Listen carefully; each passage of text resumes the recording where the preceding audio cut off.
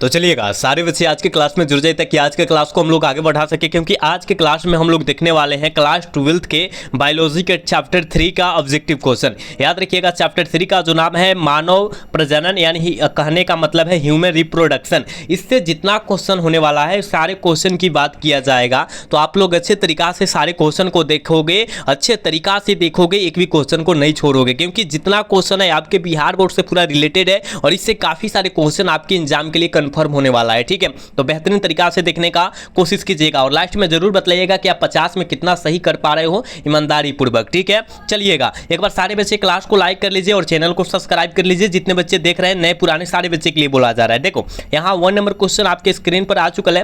कहा जा रहा है क्या, देखो कहा जा रहा है शुक्राणु का संचालन किनके द्वारा होता है। ठीक है, हमने बताया था पूंछ के द्वारा होता है, बिल्कुल ऑप्शन डी हो जाएगा। एक एक क्वेश्चन आपके एग्जाम के लिए बेहतरीन साबित होगा, याद रखिएगा। चलो यहाँ 2 नंबर क्वेश्चन में क्या कहा जा रहा है, कहा जा रहा है कि जब नर आकृति मादा से भिन्न होता है तब क्या कहलाता है। जब नर आकृति मादा से भिन्न होता है तो उसे हम लोग एवं द्विरूपता कहते हैं। ऑप्शन करेक्ट बी हो जाएगा। ठीक है, 2 का ऑप्शन करेक्ट बी होगा, याद रखना। अगला क्वेश्चन की तरफ बात करेंगे और देखो 3 नंबर क्वेश्चन में क्या कहा जा रहा है कि हिमोकोरियल आपरा निम्नलिखित में से किस में पाया जाता है। हिमोकोरियल आपरा जो पाया जाता है बाबू वो किस में पाया जाता है, तो हमने बताया था ह्यूमंस यानी मानव में पाया जाता है, यानी ऑप्शन सी करेक्ट हो जाएगा। ठीक है, 3 का ऑप्शन सी होगा। एक एक क्वेश्चन को बेहतरीन तरीका से समझिए, क्योंकि एक क्वेश्चन आपके एग्जाम के लिए बहुत खास होने वाला है। ठीक है ना। चलो यहाँ कहा जा रहा है कि एक स्वस्थ महिला पूरे जीवन काल में कुल कुल अंडों की संख्या जो है कितना उत्पन्न कर सकती है, तो हमने बताया था 400 यानी 400 बाबू। ऑप्शन क्या हो जाएगा, बी करेक्ट हो जाएगा। समझ रहे हो ना, सारे क्वेश्चन को समझना, क्योंकि जितना क्वेश्चन कराया जा रहा है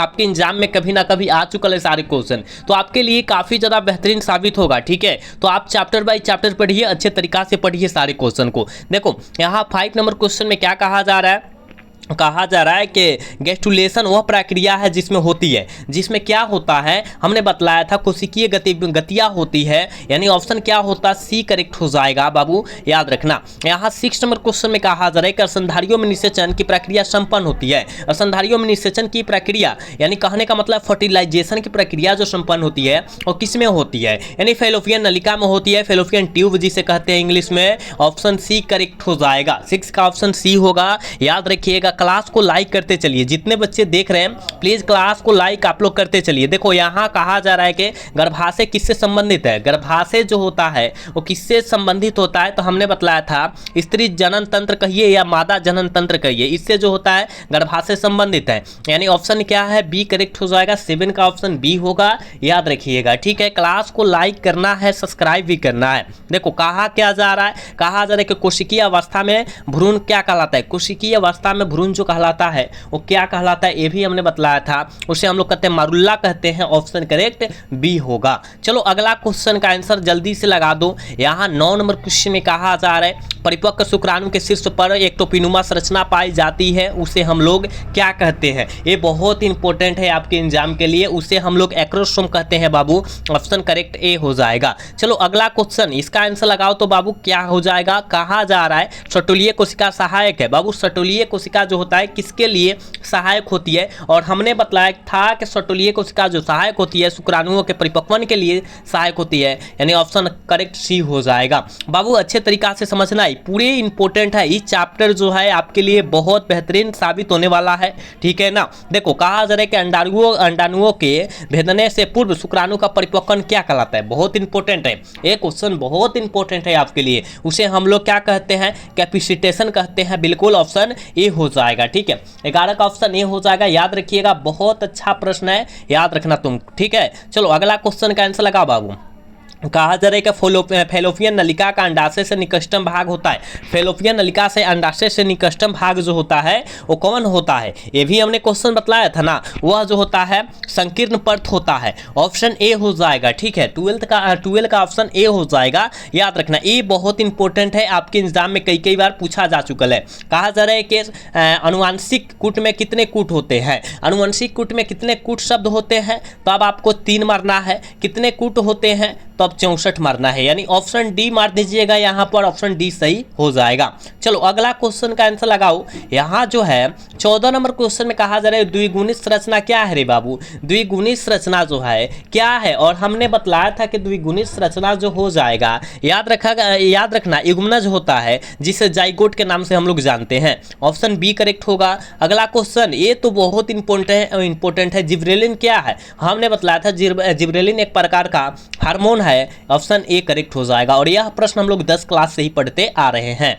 चलो अगला क्वेश्चन देखो, ये भी बहुत ज़्यादा खास प्रश्न है। कहा जा रहा है कि इनमें से कौन नर युग्म से संयोजन कर भ्रूण को पोष बनाता है, कौन नर युग्म से संयोजन कर भ्रूण पोष बनाता है, आपको बतलाना है। तो आप कहिएगा सर द्वितीयक केंद्रक, यानी ऑप्शन डी हो जाएगा। अगला क्वेश्चन देखोगे, मादा कहा जा रहा है मादा मानव के अंडाशय से अंडों का निकलना क्या कहलाता है, मादा मानव के अंडों से निकलना जो कहलाता है वो क्या कहलाता है, तो आपको कहना है सर उसे हम लोग अंडो उत्सर्ज कहते हैं, ऑप्शन सी करेक्ट हो जाएगा।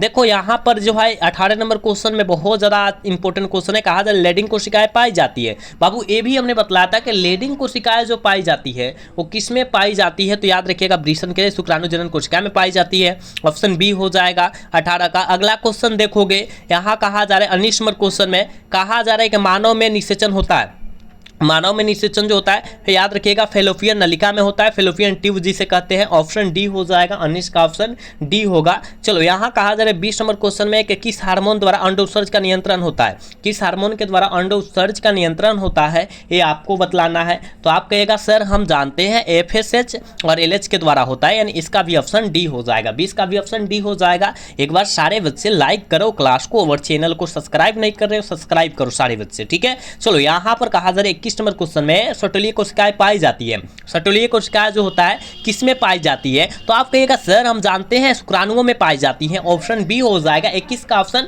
बी होगा, याद रखना। अगला क्वेश्चन देखो, मानव करके मानव मादा में गर्भकाल का अवधि कितना दिन का होता है, ये तो सारे बच्चे का पता होता है।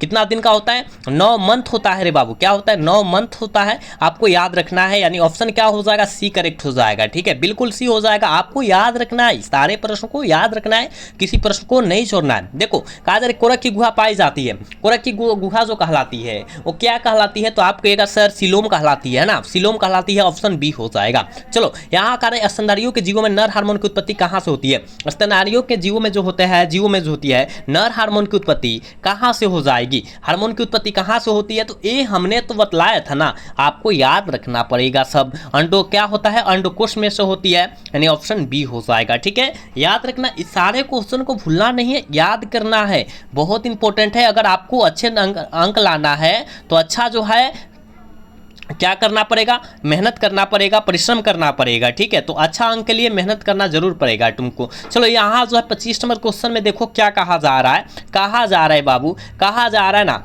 कि जब न करे के जनन कोशिका शुक्राणु उत्पन्न होती है, नर जनन कोशिका से शुक्राणु उत्पन्न कहलाती है, उत्पन्न करती है, किसको उत्पन्न करेगी, किसको उत्पन्न करेगी रे भाई, तो आप कहेगा शुक्राणु जनन द्वारा, ऑप्शन ए करेक्ट हो जाएगा। 25 का ऑप्शन ए हो जाएगा। कहा जा रहा है एंड्रोजन किससे उत्तेजित करता है, बहुत इंपॉर्टेंट है यह क्वेश्चन जो है आपके एग्जाम के लिए बहुत इंपॉर्टेंट है। तो बतलाओ एंड्रोजन जो होता है वो किसको उद्दीपित करती है, तो आप कहेगा सर ये जो होता है किसको करती है, 1 मिनट उन्हें दिया है क्या, हाँ दिया है, शुक्राणु जनन तो देवे किया है, ऑप्शन डी हो जाएगा, शुक्राणु जनन हो जाएगा, बिल्कुल डी होगा।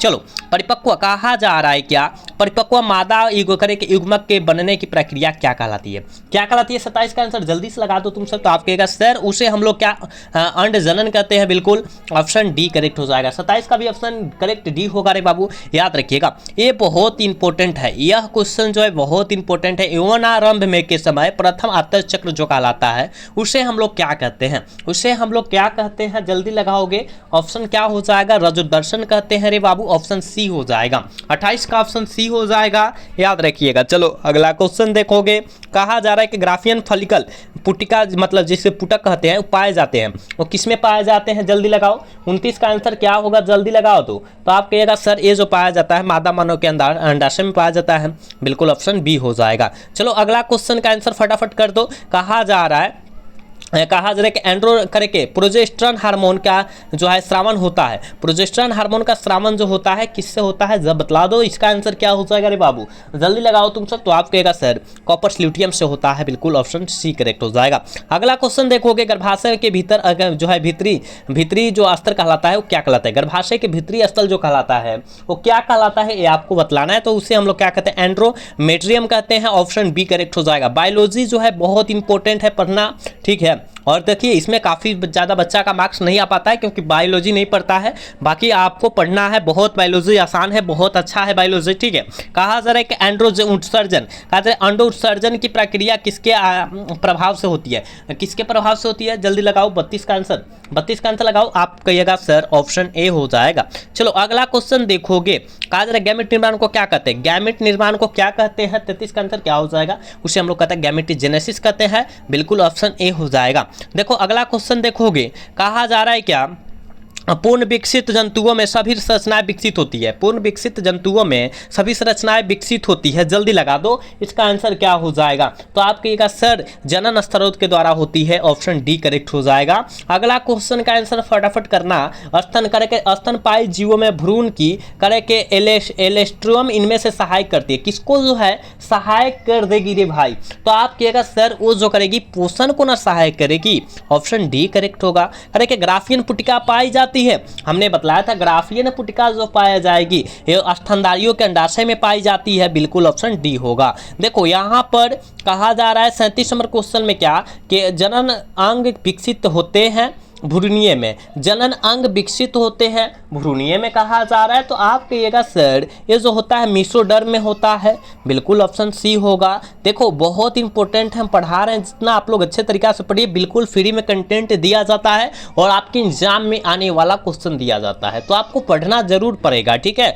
किस जनन परत से रक्त तथा परिवहन तंत्र का उद्भव होता है, ये भी बहुत इंपॉर्टेंट है आपके एग्जाम के लिए। तो आप कहेगा सर मेसोडर्म यहाँ हो जाएगा, ठीक है। मेसोडर्म मारना है यहाँ पर, ठीक है, मेसोडर्म नहीं मेसोडर्म मारना है, ऑप्शन बी हो जाएगा यहाँ पर। चलो अगला क्वेश्चन देखोगे, कहा जा रहा है कि फर्टिलाइजेशन मतलब क्या होता है, निषेचन, है ना। तो फर्टिलाइजेशन जो होता है प्रोटीन पाए जाते हैं, फर्टिलाइजेशन प्रोटीन जो पाए जाते हैं वो किसके लिए पाए जाते हैं, जल्दी लगा दो इसका आंसर। तो आप कहेगा सर शुक्राणुओं की सतह पर पाई जाती है, बिल्कुल ऑप्शन बी हो जाएगा। देखो कहा जाए कॉपर्स ल्यूटियम के द्वारा स्रावित होने वाला हार्मोन कौन है, कॉपर्स ल्यूटियम के द्वारा स्रावित होने वाला हार्मोन का नाम आपको बतलाना है। हमने बतलाया था कि उस हार्मोन का जो नाम है याद रखिएगा प्रोजेस्टेरॉन है, बिल्कुल ऑप्शन सी हो जाएगा। तो चलो अगला क्वेश्चन 41 नंबर क्वेश्चन में क्या कहा जा रहा है, कहा जा रहा है निम्नलिखित में से कौन द्विगुणित संरचना है, कौन जो है द्विगुणित संरचना है, जल्दी लगा दोगे।